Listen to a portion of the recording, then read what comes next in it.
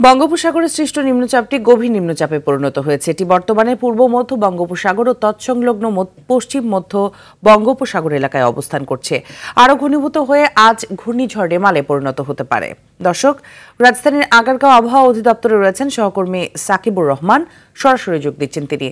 সাকিব, ঘূর্ণিঝড় নিয়ে নতুন কি তথ্য রয়েছে আপনার কাছে? আবহাওয়া অধিদপ্তর কি বলছে?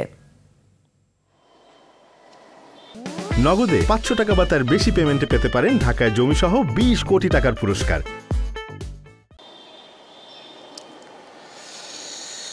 ঘূর্ণিঝড় যে রেমাল তার কথা যেটি বলা হচ্ছে সেটি কিন্তু এখন গভীর নিম্নচাপে রূপ নিয়েছে। এটি আজ সন্ধ্যা নাগাদ ঘূর্ণিঝড়ে রূপ নিতে পারে, অর্থাৎ যে ঘূর্ণিঝড়গুলো যে শক্তি সঞ্চার করে সেটি সেই শক্তি সঞ্চার করে ঘূর্ণিঝড়ে রূপ নিলে এটি আগামীকাল বাংলাদেশের উপর দিয়ে এটি আঘাত আনতে পারে, অর্থাৎ উপকূলীয় যে অঞ্চল রয়েছে বিশেষ করে খেপুপাড়া সেই দিক দিয়ে এটি যেতে পারে এমনটি তারা বলছেন। যদিও ঘূর্ণিঝড় কিন্তু এটি ক্ষণে ক্ষণে কিন্তু তার রূপ বদল করে, যার ফলে কিন্তু আবহাওয়া অধিদপ্তর থেকে সারাদিনে বেশ কয়েকটি তারা বুলেটিন দেয় এবং সে সকাল থেকে শুরু করে রাত পর্যন্ত তারা বিভিন্ন সময় আমাদেরকে ব্রিফিং করবেন এবং এই ঘূর্ণিঝড়ের যে আপডেটগুলো রয়েছে সেটি জানাবেন।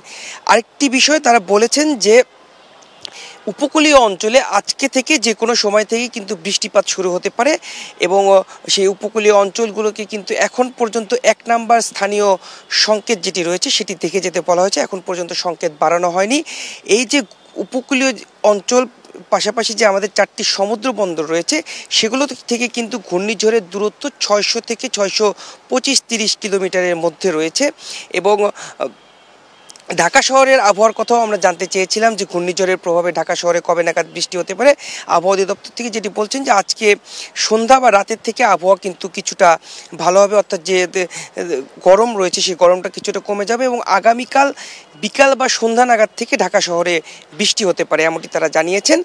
জলোচ্ছ্বাসের যে বিষয়টি আমরা প্রশ্ন করেছিলাম, যেহেতু আনুষ্ঠানিক কোনো ব্রিফিং এখনও হয়নি, জলোচ্ছ্বাস হওয়ার কোনো সম্ভাবনা আছে কিনা, তারা যেটি বলছেন এখন পর্যন্ত যে মডিউলটি রয়েছে সেখানে খুব বেশি জলোচ্ছ্বাস হওয়ার সম্ভাবনা নেই।